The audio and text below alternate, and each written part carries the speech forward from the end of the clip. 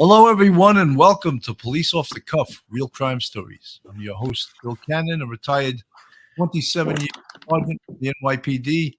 And with me tonight, straight out of Brooklyn, retired NYPD Detective Phil Grimaldi. How you doing tonight? I'm doing pretty good, Billy. How about you? Good. You know, I'm excited about tonight's guest. He's actually a free flyer. Tom Delgado, comic, writer, actor, tour guide, attorney. I don't know if I can give him enough titles. I made a flyer here, you could see, and the reason I made this one is because I like his co-host of the show, Courtney McGinnis. She's much prettier than Tom. The earlier one I made, I said, I got to get rid of him. Let me get one with Courtney in it, and there she is. You know? I'm surprised you kept me in at all. I almost wasn't gonna. I was just gonna put pictures of Courtney. You know, I got a little obsessed looking at Courtney, so I said. But anyway, it's great to have you here, Tom. I know that you're doing so well, and I'm gonna get back and reintroduce the show, but I want to play the Police Off the Cuff song, and we'll be right back. Cool.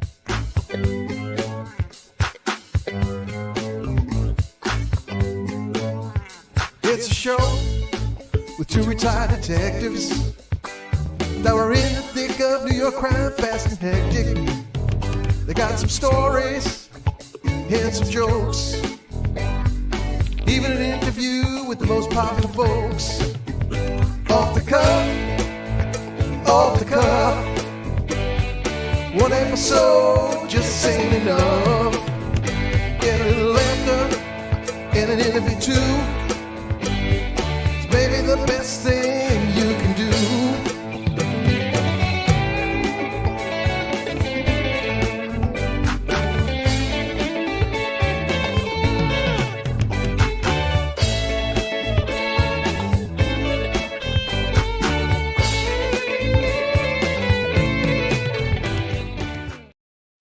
So welcome back, everyone.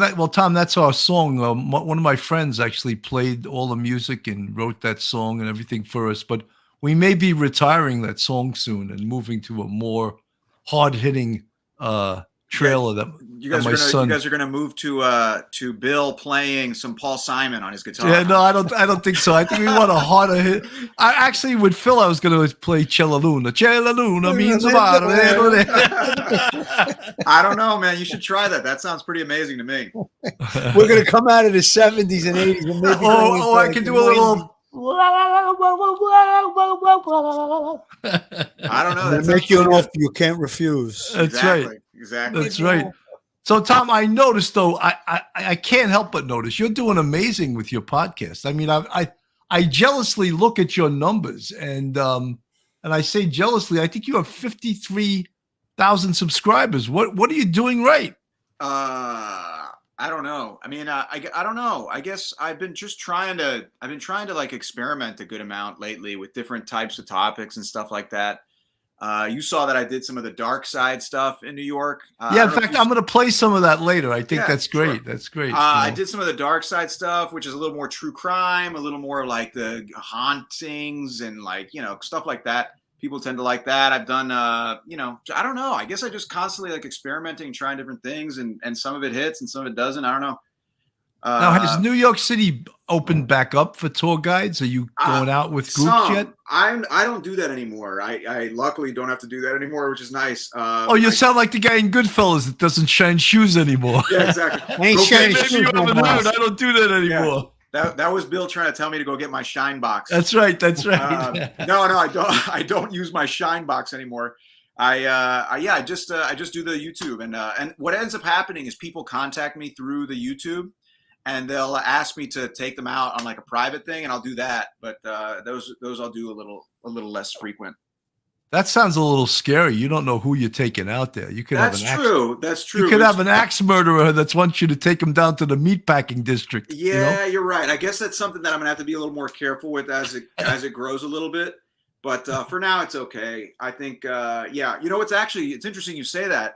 You do live streams. I used to do live streams walking around the city.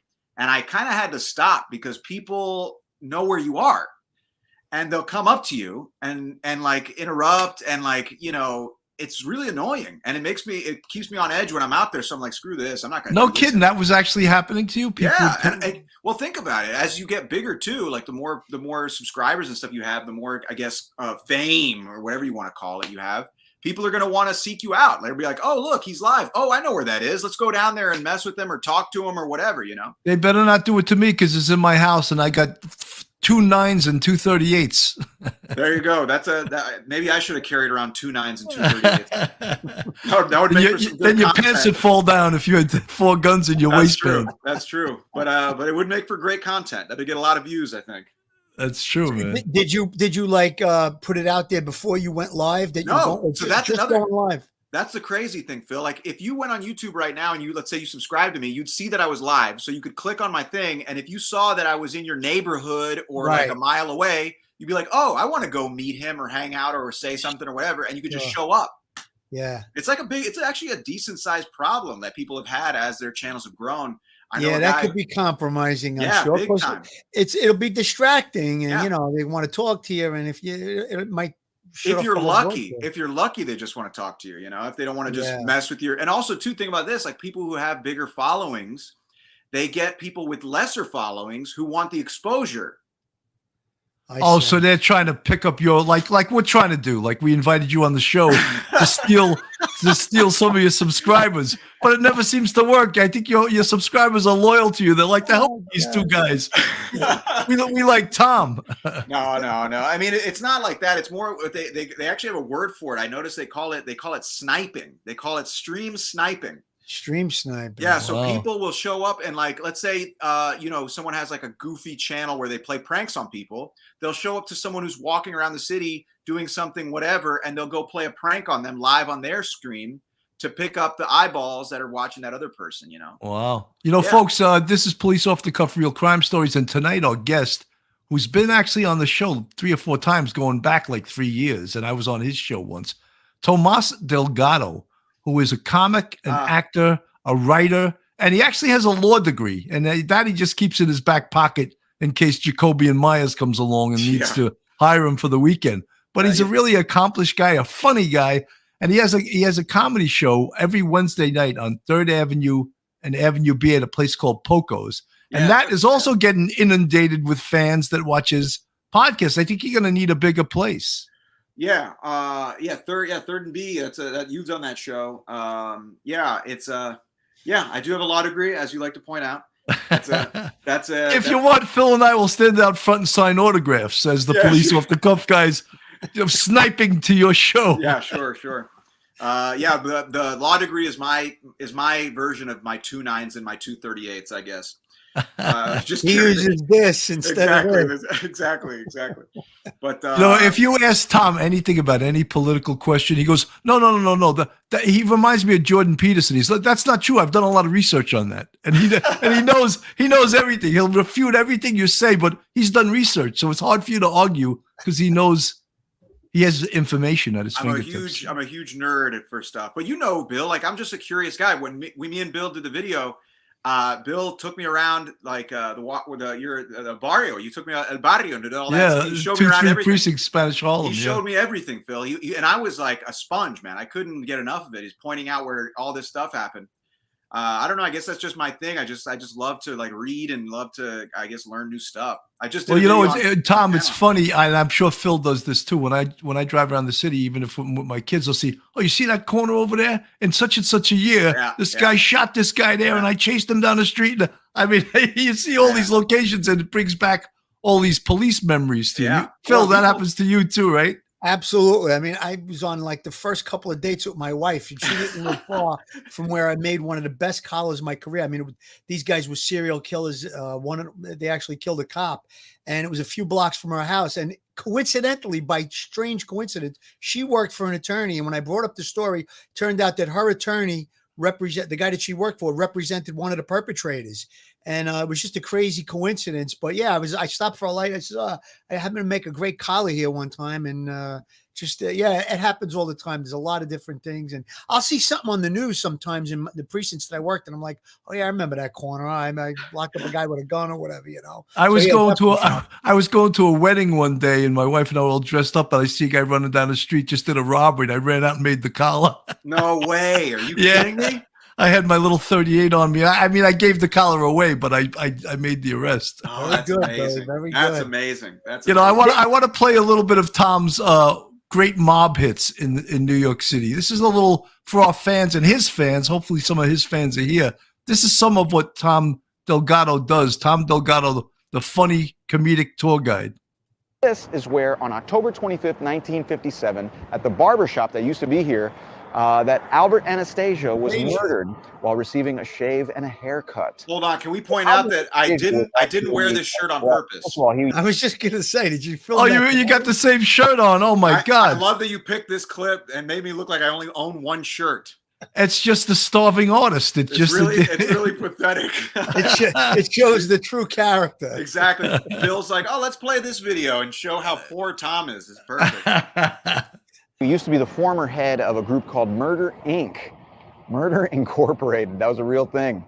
In fact, it was like kind of the arm of the mob that kind of did all the contract killings for, regardless of the family, regardless of whether it's Jews, Italians, they didn't care. Murder Inc.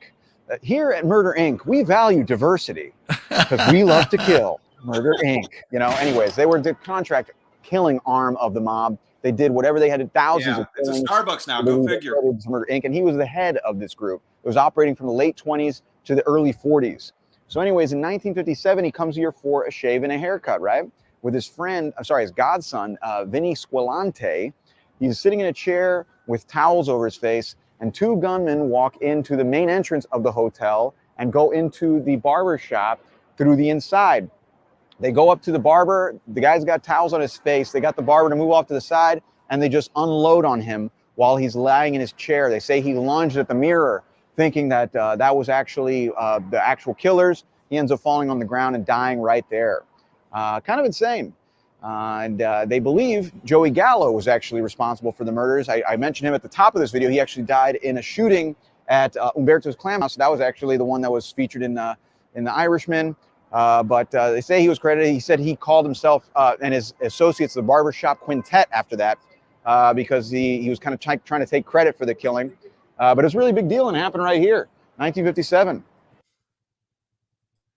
That's so great because, I mean, you have to be up on all of this stuff. And the trivia for people like that are not from New York, they got to be like, oh, my God, look at this.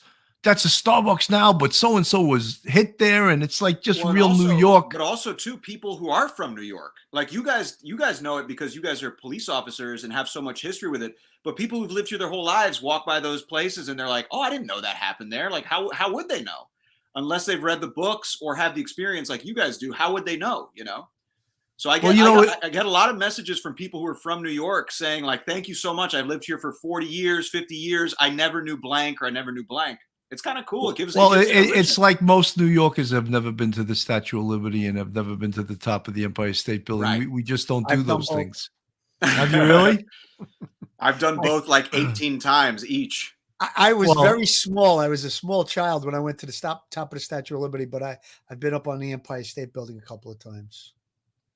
Now, these dark side tours you do, now what gave you the idea to do that? I'm going to play a little bit of your dark side of the East Village.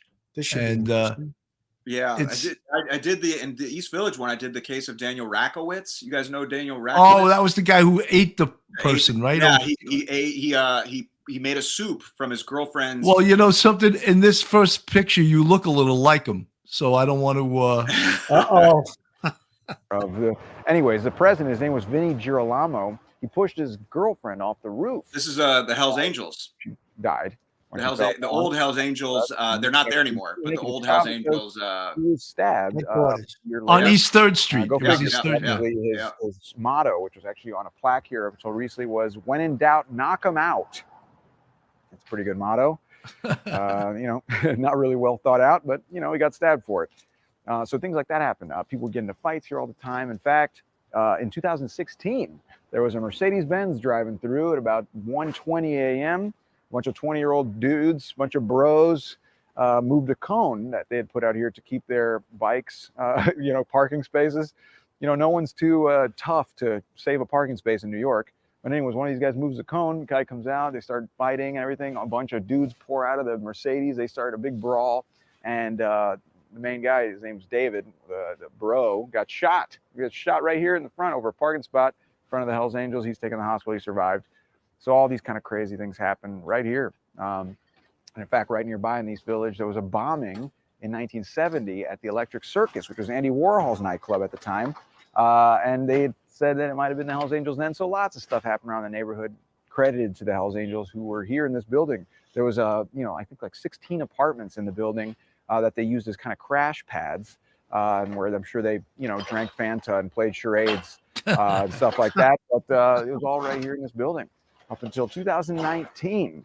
When they left. Yeah, we've had it with the neighborhood, not worth it. And they've moved now to the Bronx. Did they blame it on gentrification? Brings me to the seeing of. They blamed it on COVID.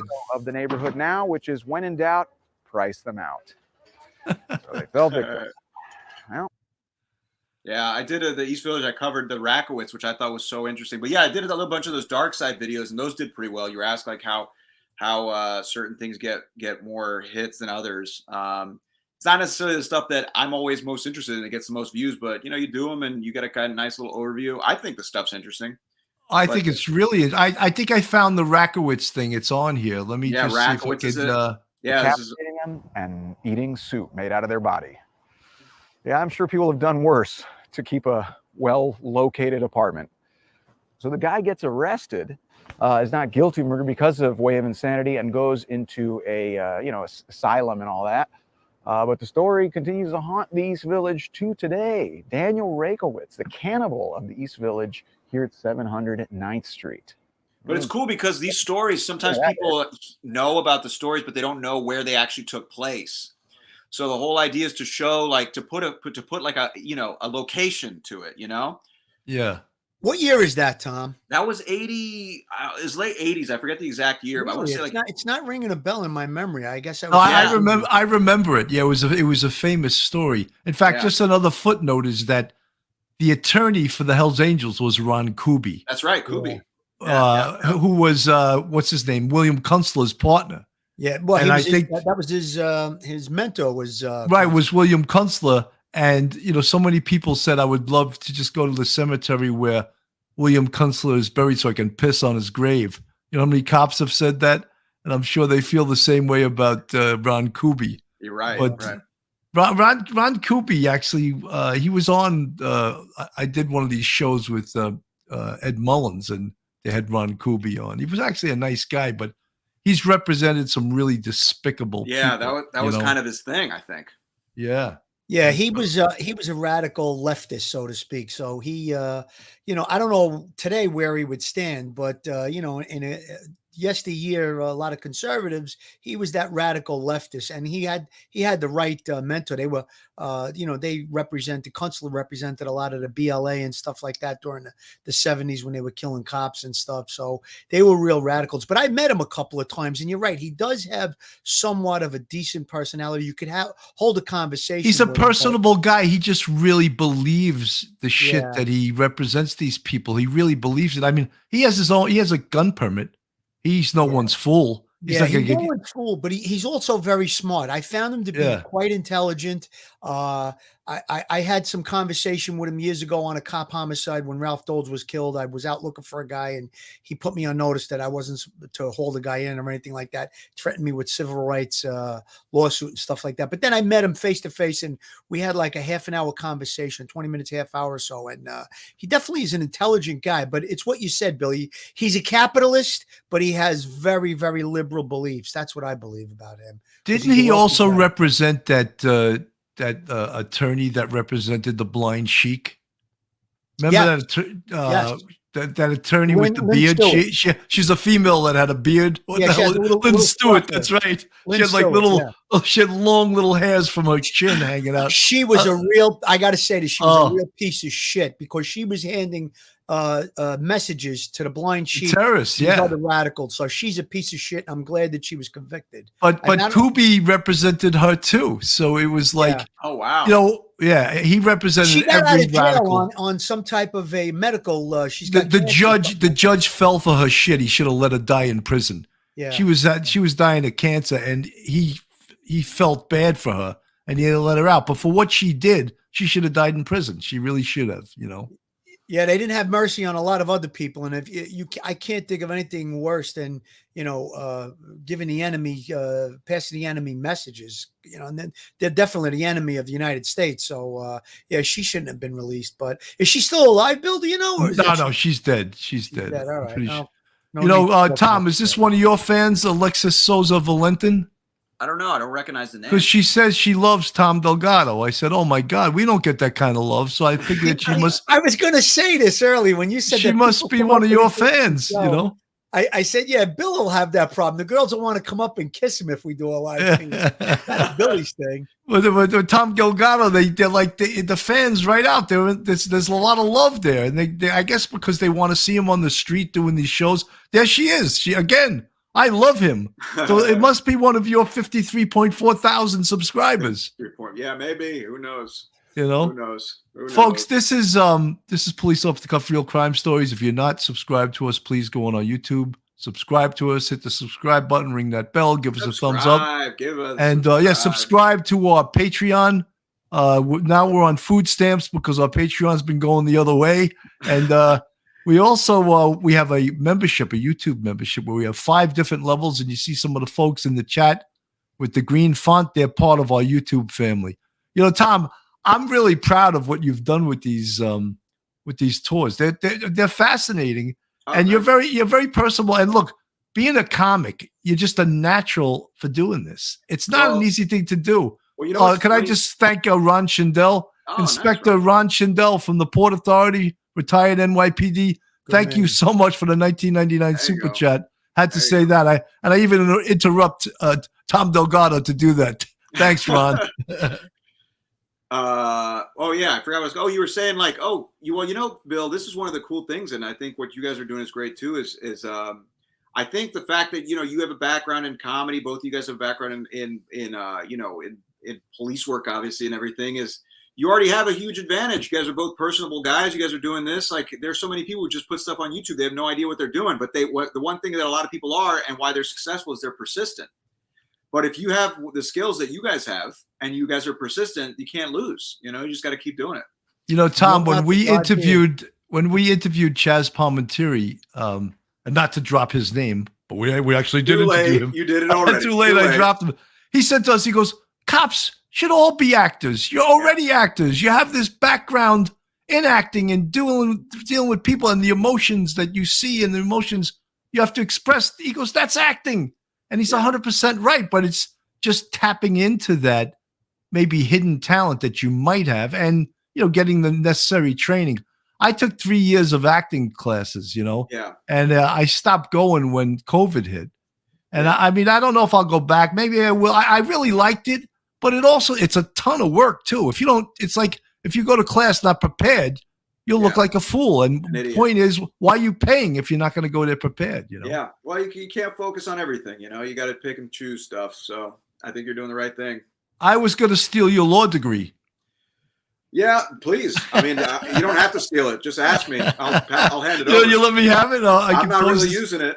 Chaz was right, Billy. I mean, when I tell people about my career, I say I did 22 years of acting, because the minute you start interacting with someone, right, whether it be on defending a person in a family dispute, or taking a report from a victim, or interviewing a murderer, there's some type of acting that goes into that. So that's really a great point. And you guys are also detectives. Like, not every police officer is going to deal with people as closely as you guys do.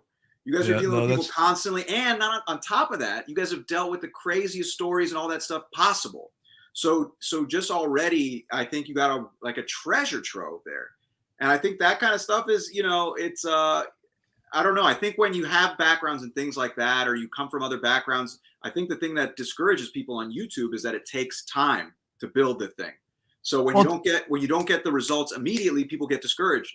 But I mean, I think like if you with the skills like you guys have, for example, why not just keep it going and it will grow. It's just a matter of time. But you know, Tom, there is, like, you've told me that you know a lot of comics that have tried to do this and have failed because they don't stick with it. But also the truth is, it's not just sticking to it; it's knowing the methodology of it.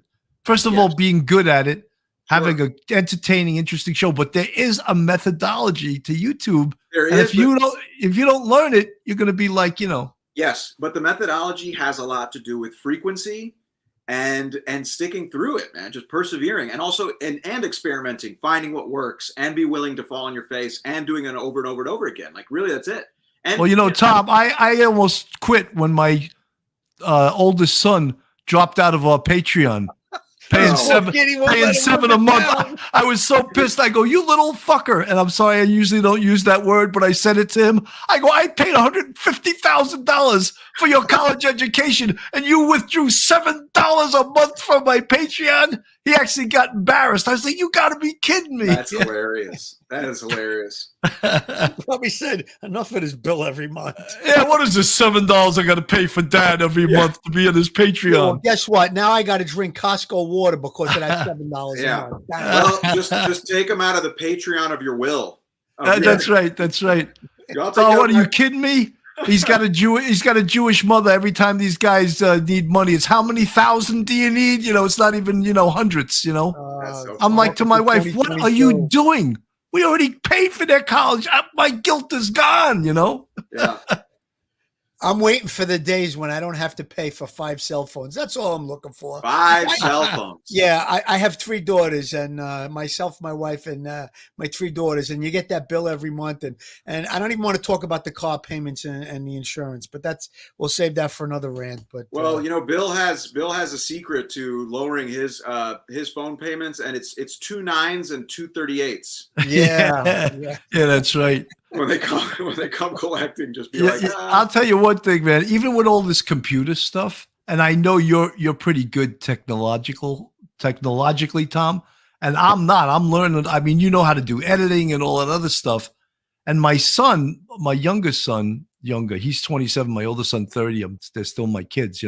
He's a film editor, but I really need to sit down with him just for a couple of hours and learn just how to make shorts and that type of stuff. Because it's important to do that stuff. It is. If I could go back when I started all the comedy, everything, I would teach myself to edit and make my own videos. Like it's easier than you'd think, and it's much more self-explanatory than you think. And the crazy thing about YouTube, and this is what people spend so much time on YouTube watching, cats falling into boxes or whatever. But you could actually learn stuff there. Like I taught myself to edit on there. I've taught myself to fix things around the house on there. I've taught myself to do everything on there. And it's all there. You could get an education. Yeah, it's true. Crazy. It's crazy. Phil and I did a great episode one time. In fact, I don't know why we haven't done another one. We did a show called Coppers in the Kitchen.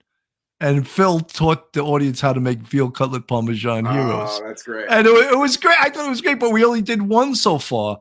And we should, because it's, it takes time and you got to get all agreed. And, but it's we're going to do the other one. We got the other one in the chute, so to speak. But I actually bought a white coat. I have the chef's coat and got all the ingredients together. But we got, what? We're a little remiss in that. We did the Parmesan, veal Parmesan, and we did the sauce too. I think we did 2 of them, didn't we? That's right. Yeah, I think we did 2. And I was going to make, when I grew up, I had 8 kids in my family. And I was going to make something called Poor Man's Pizza because I made it for my kids when they were younger. And they go, "What is that, Dad?" I go, "When I was younger, we didn't have dough and stuff. We had English muffins, sauce, and some mozzarella cheese. And we just put it in the oven. That's Poor Man's Pizza." And my kids thought it was the greatest thing. They were like, "Oh, Poor Man's Pizza. I love this." That sounds actually pretty awesome. Yeah, it is pretty good. Well, when you we take had fun stuff doing it too. It was a lot of fun, and I think we got good feedback on the comments and stuff. I don't think it was. Yeah, because Phil knows how to cook. He's Italian. It's like part of his heritage. Oh, Tom, you're not Italian. You're Hispanic, right? Yeah. I'm Nick Robin. Actually, if you ever need someone to help you cook some rice and beans, let me know. Yeah. My wife is actually Dominican, and she great. That.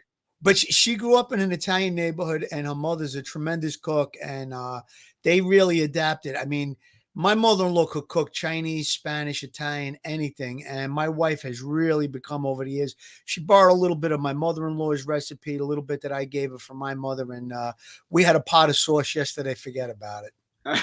I always laugh because I always say, what are you doing on the weekends? He has these gigantic, it's like an oar. It's not even like a spoon. And he stirs these gigantic pots of sauce for the week, you know? Giant cauldrons. Yesterday was the awe because she made what we call a Sunday sauce. You know, normally it's just meatballs and sauce, but yesterday she threw braciole in there, spare ribs. So that was the big awe we had going for yesterday's sauce. And it was good though, I got to tell you. Nothing like it. Nothing like a good home cooked Italian meal.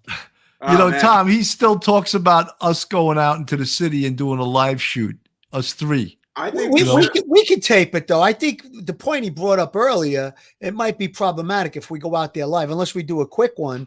But we should definitely we could go to a lot of the locations where a lot of the organized crime hits took place in Brooklyn. I mean, and there's so much history in Brooklyn. We talked about Coney Island before. My family comes from Coney Island. I know a lot of the history, and we would have a good one if we pulled that off. Look, I hit a note. Margaret Hearn, Sergeant Bill. That was my mother's go-to night. She didn't want to cook for 7 of us. Poor man's pizza. See, someone else knows how to make poor man's pizza. We got to get it together, Billy. We got to pull that. I know. We got to do a couple other things, you know. It's funny. Tom, I'm going to play the Dark Side of Central Park. Let me play a little bit of this. But before you play it, real quick, I was gonna mention. I'm sure maybe you guys have some history with it or know people who worked on the case. One of the cases was the Preppy killer. Yes, Robert Chambers. That was, I had just come on the job. I was maybe on the job for 6 months, and that was Jennifer Levin. Yeah. And they were at that famous bar, Dorian's on the East Side. And you want to hear something that's so crazy? Dorian's on the East Side, they really catered to underage kids and kids who were just 18. Yeah. Fast forward to 20-something years later, the Falls. Yep, the Falls owned by Dorian, but the son from Dorian, Emet Sanguian, the John Jay College student, was taken from there and murdered by a serial rapist killer named Darrell Littlejohn. Yeah, it's crazy that there was the son of the guy who had started who started Dorian's. It's crazy. Of Dorian, yeah. Nuts. And he lied to the police and cost them an extra week of investigation. They would have found out who the guy was if he would have told the truth right away, but he didn't. And what he got for that? He lost his liquor license probably forever. Yeah. Well, the Falls closed shortly after that. Yeah, because they took the liquor license. Yeah. Imagine that, but that also something good came out of something so horrendous. Imagine bars just being able to hire an ex-con as the bouncer at the door. Yeah. They made it that you have to have a New York State security guard license to work at a club. Yeah. And you know who does that too? Movies. Right. You know, these movie productions, they hire homeless people. They get homeless to people, watch the cars overnight. That's unforgiving. Now maybe they won't with Rust and Alec Baldwin cutting the budget, and they wind up shooting a crew member. Maybe the movie production crews won't be hiring homeless people to watch the sets overnight. I used to think that was horrendous. Here they are. They're paying people $10 million an actor. Right. And they're going to pay some homeless guy, $5 an hour to watch the cars overnight. Come on. That's so ridiculous, Yeah, well, it's funny you mentioned the Met Saint-Yen too. I covered that one in the Soho video. Really? Yeah, I did. I had the case detective from Brooklyn. I think it was South It might have been North Homicide. Brooklyn North Homicide. Brooklyn North Homicide. I had him on, great. And he was excellent. Episode. And when I first started doing the shows by myself, the real crime episodes, Sean McTighe is his name. That's right. Oh, wow. And he covered that case. It was his case from Brooklyn North Homicide. Wow. And he told me so. In fact, I had taught at the criminal investigation course at the police academy, and I had a picture of the body, not gruesome, but it was wrapped in this blanket. And I used it to teach evidentiary stuff because in that blanket, they found rabbit hairs. Right. Yeah. And the rabbit hairs, when you talk about evidence transfer, it came from a coat that belonged to the murderer's mother. The mother. That was in the closet with the blanket. Right. And that evidence was really crucial evidence that got him convicted. Yeah. So I mean, it's a crazy thing. Let me play a little bit of this, and we'll see Tom Delgado. This is the Diana Ross case. Yeah, this is pretty cool. 1983, there was a very big concert here that ended in kind of a tragedy. July 21st, 1983 was the date Diana Ross was set to perform here in the Great Lawn. Rain kind of postponed it. They did it the next day, July 22nd, 1983. Hundreds of thousands of people were out here. But when the concert was finished, a huge, basically, crime spree began against the people who attended the concerts. Turns out that about 300 teenagers unanimously decided, I'm coming out to mug you. Sorry. Yeah, sorry about that. I don't know why you. That's not exactly the best singing to play. Worth of jewelry, worth of wallets. They went down to Tavern on the Green, were flipping tables. It was just like this huge crime spree. Wilding. People were arrested. Do you remember this, Phil? You remember this? Yeah. This was 1982 or 83, I think. 83, yeah. 83. Luckily, I had about a year on the job. Wow. I will survive. You know, also too, on this video, I talked about the Stephen Mcdonald case. Anyways, they survived. No one died, luckily, but which I'm sure both of you guys know. The crime spree actually stretched all the way down to Times Square, where a French family was actually mugged. They actually went to a police officer to tell him about it, and he said, "That's life. Goodbye." You know, Tom, that was a one of those huge robbery sprees. And do you remember the journalist Jimmy Breslin? Yeah.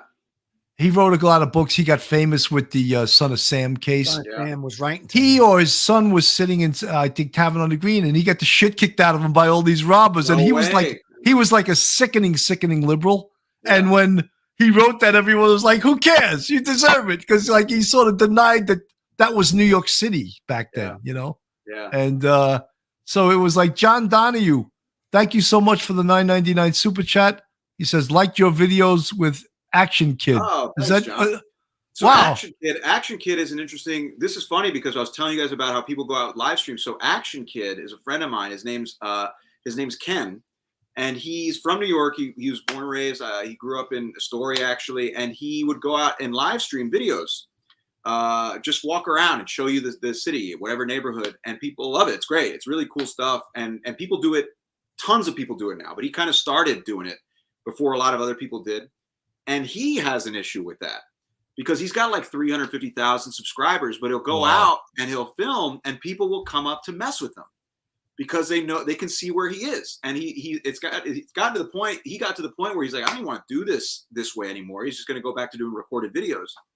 But yeah, he was having a problem with that because he has a lot of subscribers and people would go. He and needs mess a with security team with a couple of nines and a couple. Okay, a couple nines, couple 38s, or And Tom, you know what I like? I like that John Donahue liked your video, but gave me $10.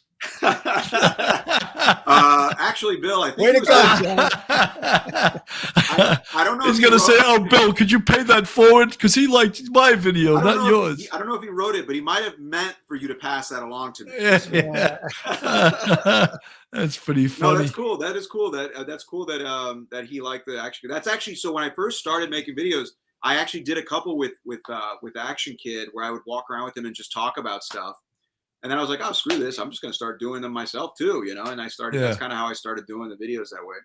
Let's play a little more of your Central Park thing here. And here in Central Park.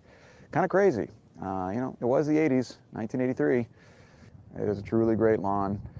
All right, well, kind of cool. Feels like you're in like, you know, the middle of a field somewhere because that's the idea. That's why they built it like this. You're in the middle of a field. What do you think? Should we keep moving? Deep insights there. Yeah. Let's do it.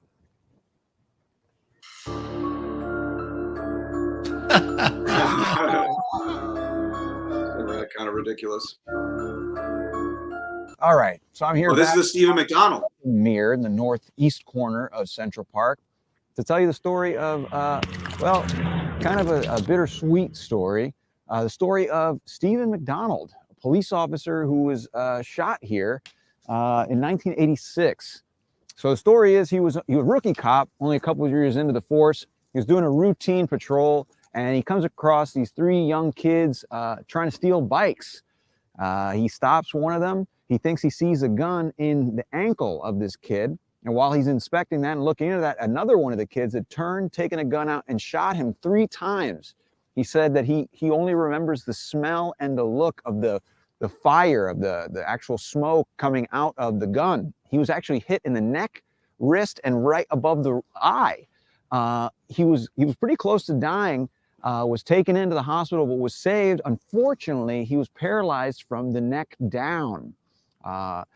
His wife was like 6 months away from giving birth to his first child, who she did give birth to, and he was able to attend his baptism, but he was paralyzed for the rest of his life. The boy who shot him was named Shavod Jones, a 15-year-old kid. He went to jail. He went to jail for 8.5 years. But the good part of the story is what Stephen Mcdonald actually did with the rest of his life. He lived for more. He actually just recently died in 2017, but he lived a life preaching forgiveness. He actually spoke all around the country.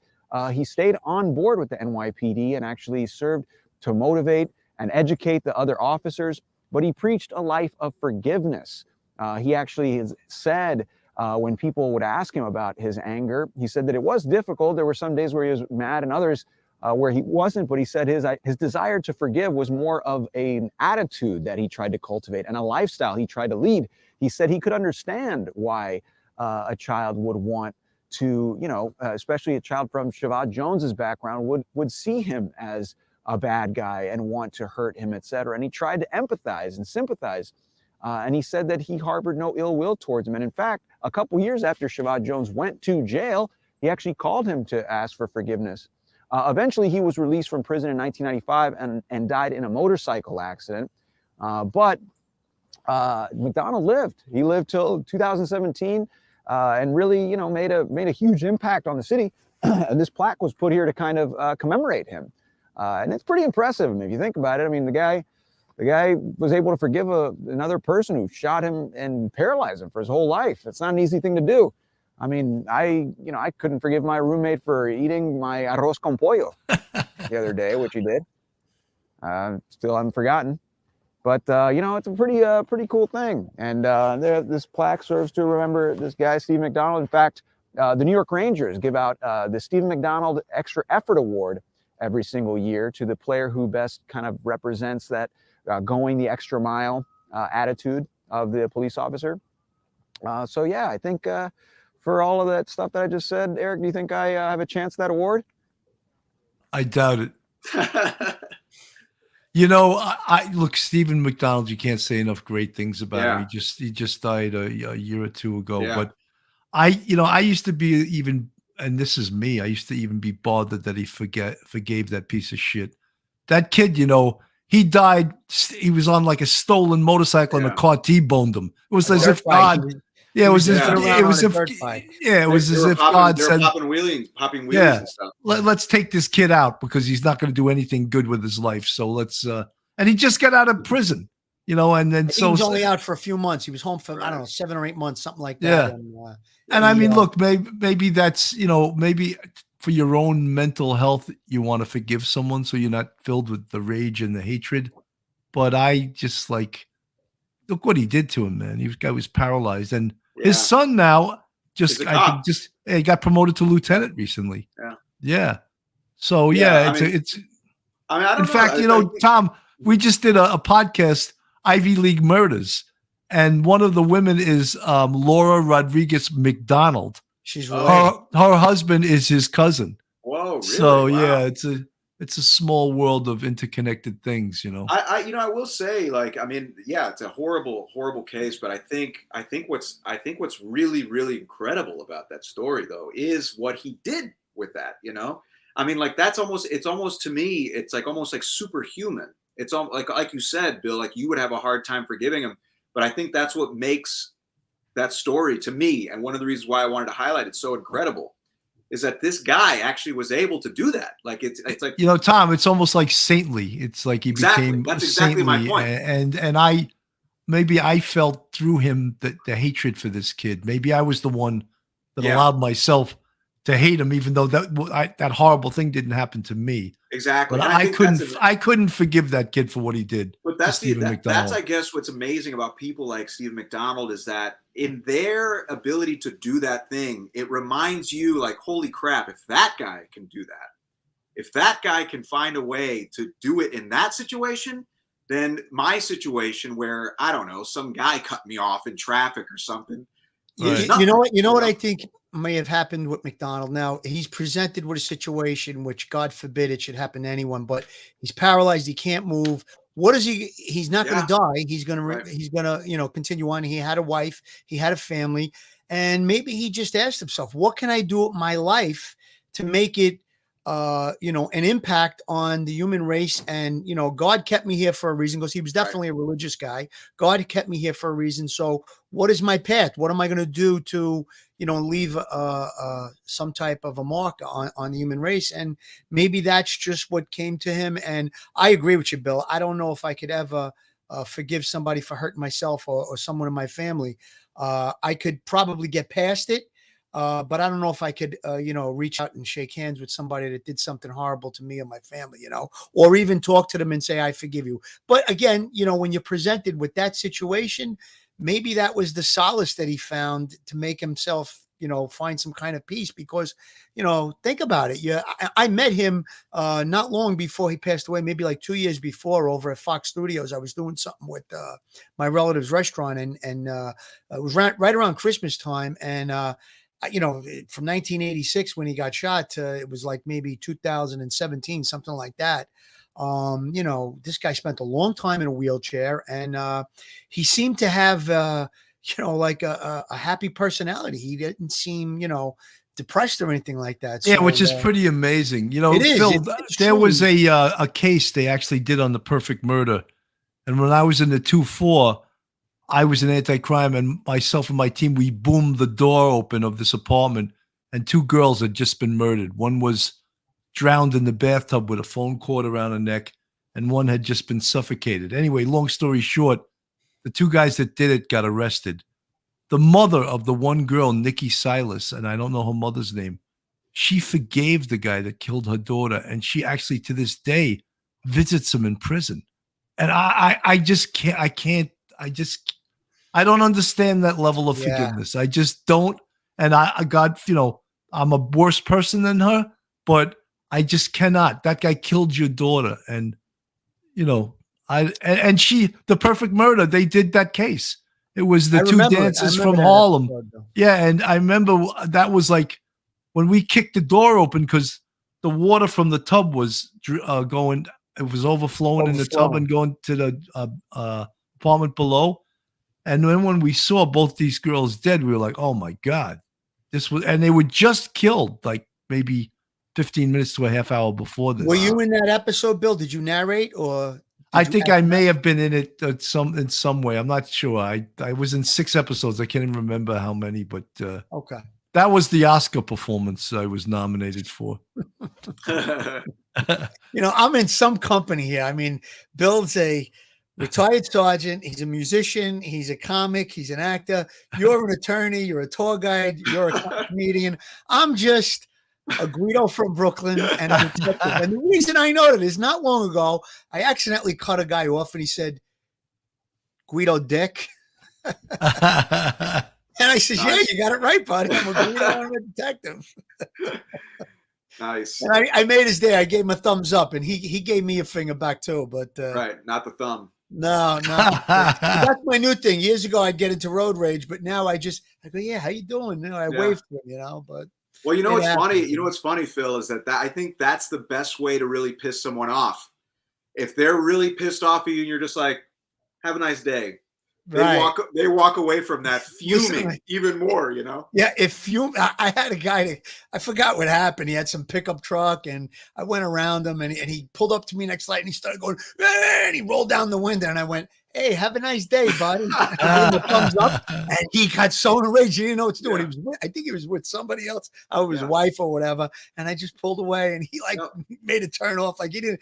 How could you? You can't go any further if somebody does that to you. Of course. And you know what? You did the right thing, and you ruined the rest of his day. Oh yeah. By having a good day. That's exactly what it is. Yeah. Like, I'm just gonna be cool, man, and that's gonna ruin that guy's day because he's gonna be like, I wanted to piss this guy off. I wanted, Well, Tom, have you been? I didn't cut the guy off. I just went around the traffic. I was in a hurry, and it was like later at night. It wasn't even busy, and I just went around. So the next lady, hey, what the hell? I rolled down his window. I was like, hey, buddy, how you doing? Have a good day. How you doing? Tom, have you been? You were weren't you from Florida? Yeah, I grew up in Florida. Yeah. So I mean, lately, I go down there. You got to drive like a maniac. It's like Listen, I can't believe how people drive down there. Florida is the road rage capital of the world. Yeah. Yeah. I was told that by a New York City cop that now is in Fort Lauderdale homicide. Yeah. He goes, don't get involved in a road rage incident down here. He goes, everyone's strapped, Everyone, and that's like no joke. Like if you're pulling over on a road rage incident, something is terrible is going to happen. Like they're not doing it to like just chat with you. Right. Yeah, a lot of stuff happens on the roads in Florida. I mean, and they're going to assume that you have a gun because most people carry a gun. So that's the other thing. If you don't have a gun, you're at a tremendous disadvantage. Phil, when I went to that Maya Kahatchee Preserve for Gabby Petito, and I drove from Fort Myers to there. Yeah, the speed limit was 65. I was doing 80. People were flying by me at 90, 95, and I was like, "What the hell? Why I'm doing 80?" Yeah, but it's a little scary. Yeah, that happened to me on the Jersey Turnpike, and I don't care to drive that fast. I avoid the turnpike because of that. You do 75, it's like and tractor trailers doing 90. They're little swerve here or there, and it's lights out. Oh yeah. The car like disintegrates as it flips, and then you see these things. They look like they're just a couple tires and a shell, and you're like, "Oh, that person didn't make it." That happens in Florida all the time. It was really. I mean, I drive like a complete like great grandpa now. It's bad. I'll drive like maybe a few like 3 miles an hour over the speed limit just to make it, But I used to drive really fast, and people, you're right. You go 75, 80, and people are just flying by you. But there are also things in Florida called zero tolerance counties and things like that, and they'll drill you with speeding tickets. But most people who drive fast know where they are. This is Tom's show on 3rd and Avenue B, and that's his beautiful co-host Courtney McGinnis. I would have put more pictures of her up here if I could find them, but I only found. Look at that guy! Good Lord! And that's a good one. Who did that one for you? That was nice. Yeah, that looks a lot like me, huh? There you are. There's me with the hat. There's me. And I got one more picture of Courtney there. Yeah, you do. You really did Courtney get married? Yeah, Courtney's married. Yeah, she's married to a comic, a very, very funny comic who's a friend of mine, Casey James Salengo, very funny guy. Wow. Is he Hispanic? No, he's not. Oh, that name sounded like it was Spanish. Yeah, well, it's Casey James Salengo. Salengo is like, I don't know what that is actually, but he's maybe it's Italian. Maybe we should introduce him to Phil. Should introduce him to Phil. Yeah, maybe. Phil yeah, exactly. He'll sniff him out, see if he's Italian. That's right. Paisan. Within 2 minutes. What part of Brooklyn you from? Yeah, right. Bay Ridge. What about you? Bronx. I got 2 names. Get out of here. So tough. We got 2 names. The Bronx. Forget. Let me play a little bit of this, Tom. This is, I think, Hell's Kitchen. Obampeng.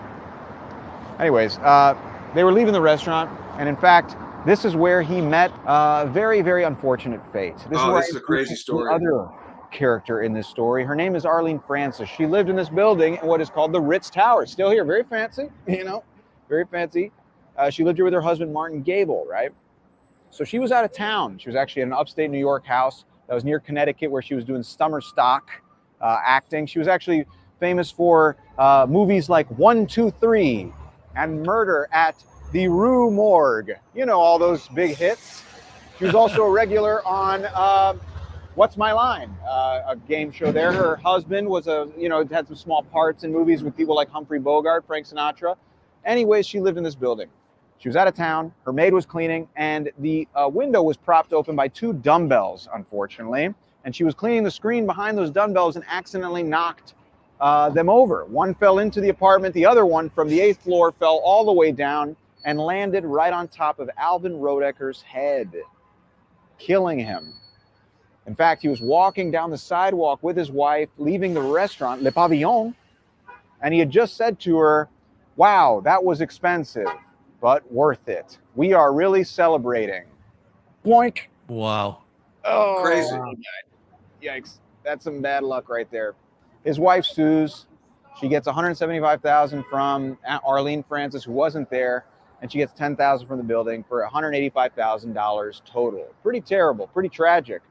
Things didn't stop for Arlene Francis there, unfortunately. 1 year after the trial, in 1963, she actually was driving in Long Island. It was a wet road. She lost control and went to the other side of traffic and oncoming traffic and killed, a passenger in another vehicle. And then to add insult to injury, in 1988, she's robbed on the way out of a taxi cab of a pendant that she wore throughout her life, including on episodes of What's My Line. I'm sure all you What's My Line fans who are watching may remember it. But that all happened right here at the Ritz Tower on the corner of 57th and Park Avenue. You know, luckily I don't live here. I live in Ridgewood, Queens, where none of the buildings are tall enough for dumbbells to fall and kill you. And that's why I live there. It's not because I can't afford Manhattan or most of Brooklyn. It's because of the dumbbell problem. There's plenty of dumbbells in Brooklyn. Yeah, now you can afford it being a 53,000 subscriber YouTube channel. Oh yeah, well, 53,000 subscribers, man. I'm rolling in it, dude. I'm just rolling in it. I bet he's not drinking Costco water. I drink strictly champagne. I don't drink Yeah, water. yeah. Tom, don't tell me you're not a vegetarian, are you? No, I'm not a vegetarian. I don't think I'd survive as a vegetarian. I eat too much chicken and too much turkey. Those are the two things that I can't live without, unfortunately. But that's very healthy, chicken and turkey. Yeah, right? they're the lean meats, I guess. But I couldn't make it. If I even tried, I'd waste away. You know, we're almost through this episode, and I would be remiss without telling you guys that Tom's dad was a brain surgeon.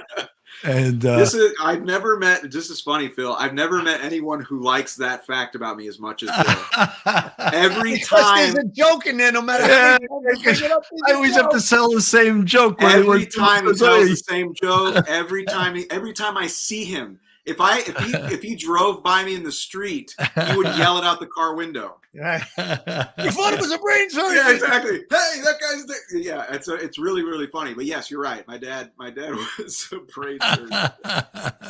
What do you folks, this isn't our typical show. Like, it's not a real crime episode, but I find this so interesting because it's New York-esque, and we learn about New York. If you don't watch this episode, that's what. right. Yeah, that's a crime if you don't watch. If you don't And watch. I see some of the love that Tom has in the chat too. Some people that obviously are his fans jumping across channels.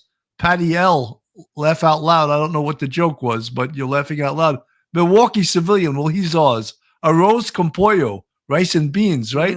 I even know that much Spanish from working up in the Heights. Abby, how about the underground world there? That's got to be dark. There's a lot of underground world. Rebecca Curiel Alessi, I saw that one. You must be one of Tom's fans. I don't recognize your name. If you're a new fan for us, thank you for joining. She's talking about the video. Maybe she's talking about the video that you just showed. She saw it already. Yeah, maybe. So that shows you how popular you are. You're getting reruns. People are watching your reruns there, right? So No, yeah, when you just played it, maybe she had seen it before. folks, if you're not subscribed to our YouTube, please go on it. I see some of you new folks sign up for our YouTube, subscribe, hit the subscribe button, ring the bell and all of that stuff. Join our Patreon and our YouTube channel. I don't want to keep Tom longer than an hour because he's always been great about coming on.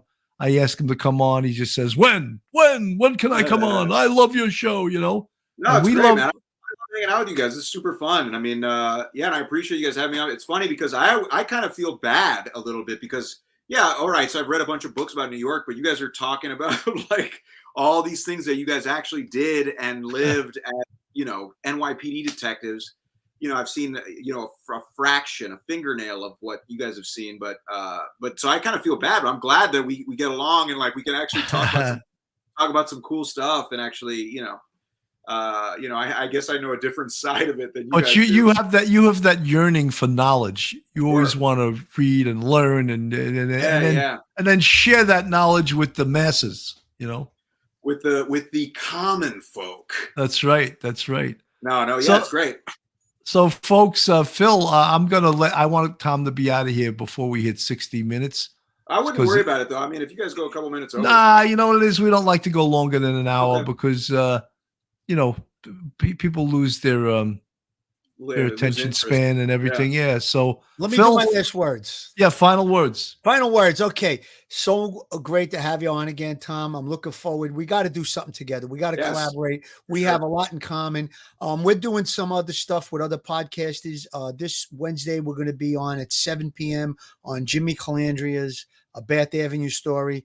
Bill and I will both be on his show. And then Thursday evening, we're going to have, Wednesday night, we have another show with Dan Bibb on no body homicides. No bodies recovered. The victims not recovered, homicide cases that were tried and convicted. And then Thursday night, we have Tommy Dade's retired first grade detective encyclopedia on organized crime. Cool. He was actually just on Jimmy Calandria's show earlier tonight. We're going to do a several-part series on the mob cops, the biggest corruption scandal in the history of the NYPD. 2 detectives that wound up becoming contract murderers for the organized crime in New York, the mafia, La Cosa Nostra, whatever you want to say. And just looking forward to those next couple of shows. We're doing it. We're doing the work. Subscribe. Give us the thumbs up. And that cross-pollination with the other YouTubers, same thing. Go to Tom's podcast. If you're listening on ours, give him a thumbs up, subscribe to him. Same thing with Jimmy. And let's get it done. That's right. 25,000 of you jump off Tom's and jump onto ours. Oh. I'm just You can kidding. Subscribe to both. That's right. You can subscribe to both. I'm just kidding. 25,000. We're closing in on that. We're pretty close. That's right. We're only like 200 away from 25,000. We've been stalled for a while, but yeah. No, but you're doing great, Bill. This is great. Yeah, we're working hard, and I'm glad, having different. I learned the word when I was in college, eclectic. Having eclectic guests like you help the cause. I think you're right, man. I think it keeps things fresh, and it also keeps you guys on your toes too, because you're talking to different people. If you guys talk to one type of person all the time, it keeps you guys kind of one note. And if you guys, the more different perspectives you deal with, the more interesting you guys become. 100%, 100%, folks. Thank you so much for listening, Tom Delgado. Thank you so much for you coming on as a guest, and Phil Grimaldi. Everyone be safe and have a great night. Stay safe, everyone. Thanks, guys. One episode just ain't enough.